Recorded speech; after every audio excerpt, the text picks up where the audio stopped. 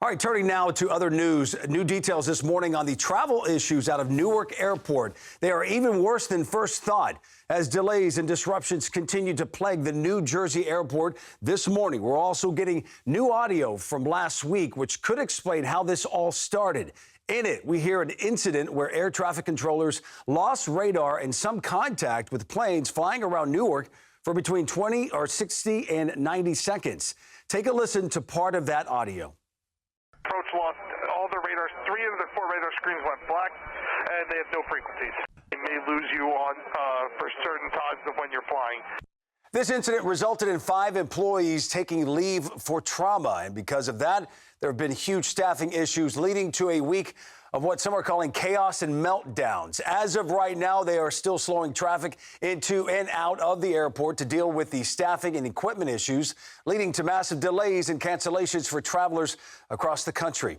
When news like this happens, we'd like to bring in aviation expert and former Navy fighter pilot Matthew Buckley. Wiz, thanks for joining us once again. Talk to us first about this incident last week. Air traffic controllers losing contact with planes near Newark for about 60 to 90 seconds. That's what's being reported. How alarming is that, especially if planes were flying blind?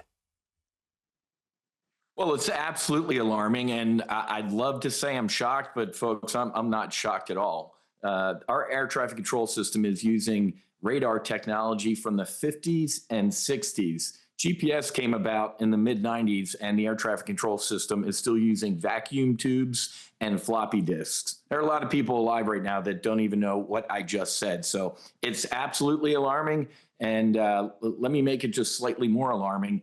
This is going to get worse before it gets better. Okay, I'm glad you said that. In fact, you just took my question. Help us sort through this because Newark Airport has received $170 million since 2022 for runways, taxiways, and safety projects. But Transportation Secretary Sean Duffy, in an interview last night, says we have old infrastructure in America, like you just said, and it hasn't been updated in 30 to 40 years. Are we seeing that play out right now with Newark? And again, like you just mentioned, will we see that more often with other airports in the future? We absolutely will. And it's sad to say, but our government loves to throw money and bodies at a problem. And clearly that isn't the solution. Right now, if we employed more AI technology, air traffic control, if it was more automated and using GPS, would sequence things near flawlessly. But having humans in the system that are barely meeting the qualifications is just a recipe for disaster. And obviously getting into construction and runways and approvals and stuff like that, this is just, it's an absolute train wreck. And it just doesn't seem that our government has the willpower to act until something breaks, until something is just in an absolute state of crisis that the government chooses to act. But we are 10, 20 years stuck in lag, stuck behind where we should be in our air traffic controller system. And like I said, it's going to get worse, sadly. All right, maybe this incident changes things. I know that we're hearing a lot from Transportation Secretary Sean Duffy in a cabinet meeting last week. And of course, right now, he has been making the rounds since January in that incident in Washington. What is the workaround, though, if you're a pilot and air traffic goes down, or if you're an air traffic controller and you suddenly do not have contact? I fly just about every weekend. Over this past weekend, I'm in the air 35,000 feet. What is happening up front that should concern me? Or should it concern me? Because you said 60 to 90 seconds, they didn't hear anything. Can they still communicate with other planes? Yeah, so let's go back to rule 1 of aviation. As a pilot, as the pilot in command of an airliner or any aircraft, rule number 1, don't hit anything in the air or attach to the ground. So the number 1 responsibility of every aviator sitting in front of these cockpits is eyeballs out of the cockpit, is to see and avoid.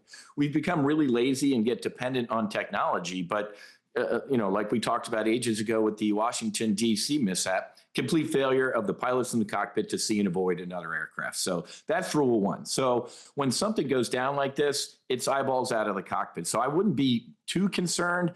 But yeah, and there's also rules of the road. If you're heading east or west, there are different altitudes you need to be at. So there is a default in the deconfliction in our air traffic control system. If things really go bad, But if we're resorting to that, just pilots talking to each other on the radio and hoping everybody's on the right altitude, it has the potential to be a very bad day. We saw on the DC mishap, they were talking to a controller and they were still on the wrong altitude and a little off course, and a horrific tragedy ensued. So we have got to throw the full weight and speed of the government behind this, but I almost laugh when I use those two words in the same sentence. All right, yes or no, 3 seconds. Is air traffic control system, is that the first thing you would concentrate if you were working for the Trump administration? Yes or no?